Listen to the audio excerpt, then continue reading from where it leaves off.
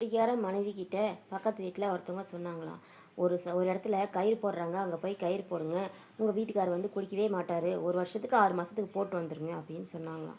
இந்த அம்மாவும் அவங்க பேச்சு கேட்டு பக்கம் போயிட்டு எங்கேயோ தெரிஞ்ச பக்கம்லாம் 1000 500 கடை வாங்கி எடுத்துக்கிட்டு அவங்க வீட்டுக்காரரை கூட்டிகிட்டு போயிட்டு கயிறு போட்டு வந்துடலான்னு கூட்டிகிட்டு போனாங்களாம். அங்கே போனோன்னா பூசாரி சொன்னாராம், இந்த கயிறு போட்டிங்கன்னா 6 மாதத்துக்கு குடிக்கக்கூடாது, நான் சொல்கிற சத்தியமெல்லாம் பண்ணணும் அப்படின்னு சொன்னாராம். உடனே நம்ம குடிய பெரியவர் என்ன பண்ணாராம், சரின்னு சொல்லிட்டு மனைவி மேலே, பொண்டாட்டி மேலே, புள்ள மேலே, சாமி மேலே, எல்லா மேலேயும் அப்பா அம்மா மேலே சத்தியம் பண்ணாராம், பார்த்துக்கலாம் அப்படின்ட்டு.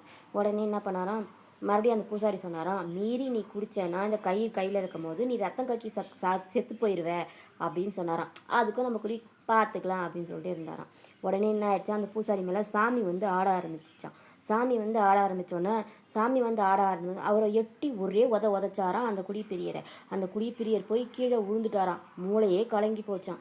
உடனே எழுந்து ஒரு நிமிஷம் உட்காந்து, அப்பா இனிமே சத்தியமாக வாழ்நாள் முழுவதும் இந்த குடியை தொடவே கூடாது அப்படின்னு மனசுக்குள்ளார தான் நினச்சாராம். உடனே சாமி மலையேறி போயிடுச்சான்.